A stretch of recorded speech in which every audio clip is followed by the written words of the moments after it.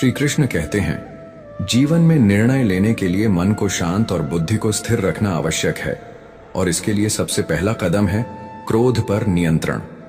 भगवान श्री कृष्ण ने स्वयं कहा था, क्रोध से मोह उत्पन्न होता है, मोह से स्मृति भ्रमित होती है, स्मृति के भ्रम से बुद्धि नष्ट हो जाती है और बुद्धि के नष्ट होने पर व्यक्ति पतन को प्राप्त होता है। इसीलिए क्रोध वह अग्नि है जो मनुष्य को भीतर से जला देती है।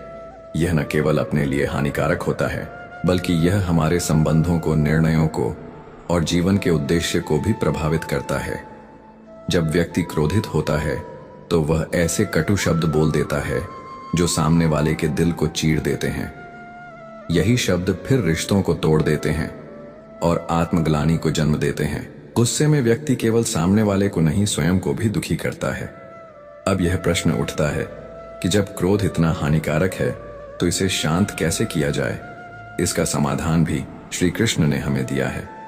अपने मन और इंद्रियों को नियंत्रित करके और आत्मा से जुड़कर। और आज की कथा में हम इसी बात को समझने के लिए आपको एक प्रेरक कथा के माध्यम से बताते हैं। पुराने समय की बात है। एक नगर में एक महिला रहती थी जो अत्यंत क्रोधी स्वभाव की थी।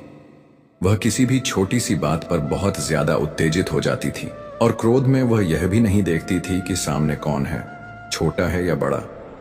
वह जो भी मन में आता था वही बोल देती थी, चाहे वो किसी को कितना भी कष्ट क्यों ना दे। इस वजह से उसका परिवार और आसपास के लोग उससे बहुत परेशान रहने लगे थे। लेकिन जब उसका गुस्सा शांत हो जाता तो वह अपने किए पर बहुत पछताती थी।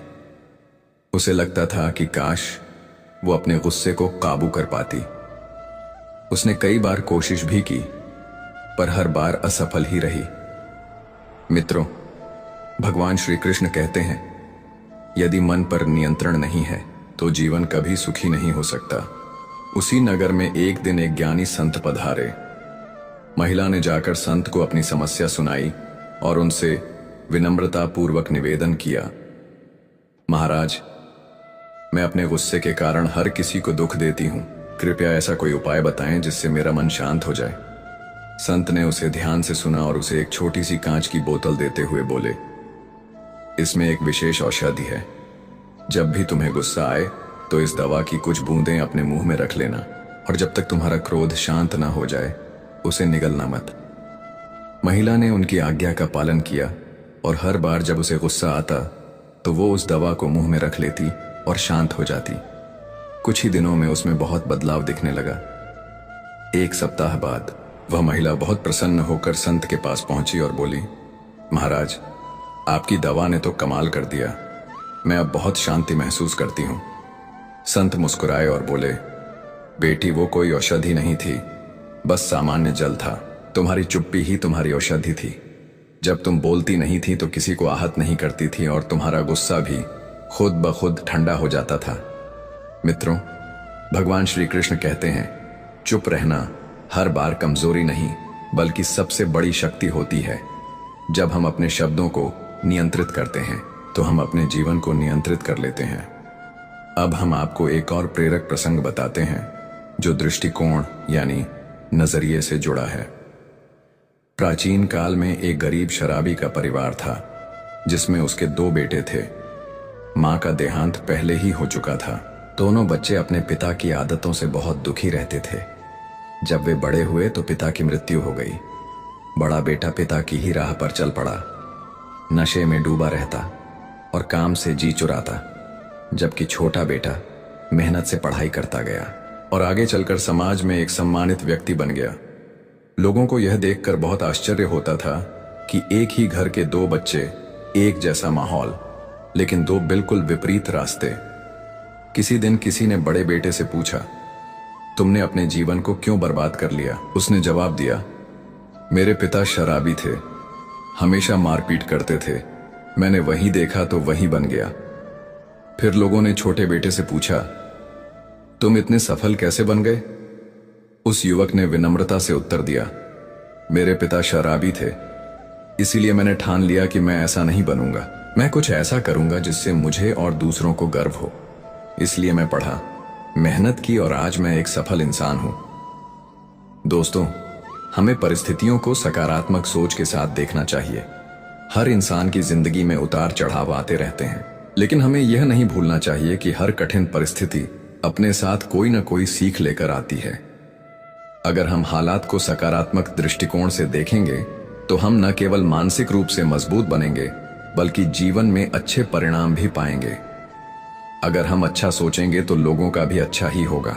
जब हमारे विचार सकारात्मक होते हैं तो हम अपनी ऊर्जा को अच्छे कार्यों में लगाते हैं। यही ऊर्जा दूसरों को भी प्रभावित करती है। सकारात्मक सोच का असर हमारे रिश्तों, काम और व्यवहार पर भी पड़ता है, जिससे हमारे आसपास का वातावरण भी बेहतर होता है। जो लोग नकारात्मक सोचते हैं उनके जीवन में परेशानियां बनी रहती हैं। ऐसे लोग हर चीज में कमी तलाशते हैं, जिससे न तो वे खुश रह पाते हैं और न ही दूसरों को खुश रख पाते हैं। नकारात्मक सोच एक धीमा जहर है जो धीरे धीरे आपके जीवन की खुशियां छीन लेता है। अगर वे दूसरों की गलतियों से सीख लेकर सकारात्मक सोच के साथ आगे बढ़ेंगे तो सफलता जरूर मिलेंगे। दूसरों की गलतियों को देखकर खुद में सुधार लाना एक बुद्धिमान व्यक्ति की निशानी होती है। अगर हम अनुभवों से सीख कर आगे बढ़े तो जीवन में कोई भी लक्ष्य दूर नहीं होता। मित्रों, भगवान श्री कृष्ण कहते हैं, भगवत गीता का तीसरा उपदेश है मन को नियंत्रित करना। यह जीवन का बहुत बड़ा रहस्य है, क्योंकि मन ही हमारी इच्छाओं, भावनाओं और व्यवहारों का मूल स्रोत है। श्री कृष्ण ने कहा कि जो मन को वश में कर लेता है वह इस संसार की हर परिस्थिति को जीत सकता है। भगवान श्री कृष्ण के इस उपदेश में हम मन को नियंत्रित करने की बात करते हैं।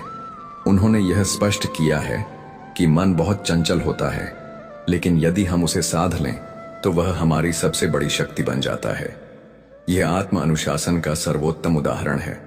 कहा जाता है कि क्योंकि मन चंचल होता है, लेकिन यह हमारे नियंत्रण में होता है, और यह हमारी अद्वितीय शक्ति है जिसके उचित उपयोग से हम किसी भी बाधा को पार कर सकते हैं।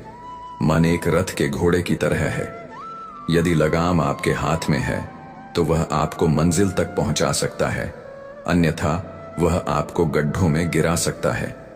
अतः आत्मनियंत्रण बेहद आवश्यक है। आपका मन आपके जीवन में अच्छाई पैदा करने के लिए सबसे महत्वपूर्ण होता है, लेकिन अगर इसका सही इस्तेमाल ना किया जाए तो यह आपके जीवन की सबसे महत्वपूर्ण चीज बन जाता है। मन यदि ठीक दिशा में लगाया जाए तो यह आपको संतोष, सुख और सफलता की ओर ले जा सकता है, लेकिन यदि यह भटक जाए तो दुख और असंतोष का कारण बन जाता है। आपका मन एक विनाशकारी शक्ति भी हो सकता है।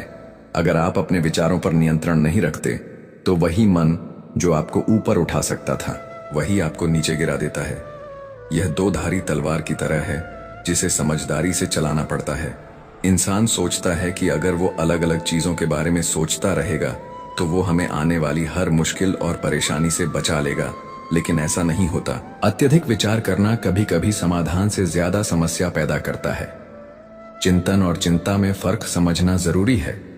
हम अपनी जिंदगी का काफी वक्त सोचने और चिंता करने में ही निकाल देते हैं। इस कारण हम वर्तमान में जीना भूल जाते हैं और भविष्य की अनिश्चितताओं में उलझ जाते हैं। इससे हमारा आज भी बर्बाद होता है और कल भी अधूरा रह जाता है। क्या आप कौवे हैं? क्या आप एक मेंढक से कह सकते हैं कि वो बांग ना दे, या फिर आप एक मेंढक से कह सकते हैं कि वो पानी देखते ही ना कूदे? यह उदाहरण समझाता है कि हम किसी की प्रकृति को नहीं बदल सकते। जैसे कौवा कांव कांव करता है, मेंढक कूदता है, वैसे ही मन की भी एक प्रवृत्ति है। हमारे मन की हालत भी कुछ ऐसी ही है। मन बार बार उथल पुथल करता है, बगैर किसी स्पष्ट कारण के भी कभी चिंता करता है, कभी दुखी हो जाता है। ऐसे में उसे शांत करना अत्यावश्यक हो जाता है। जिंदगी में जो भी होता है, अच्छा या बुरा, हमारा मन उसी पर लगा रहता है।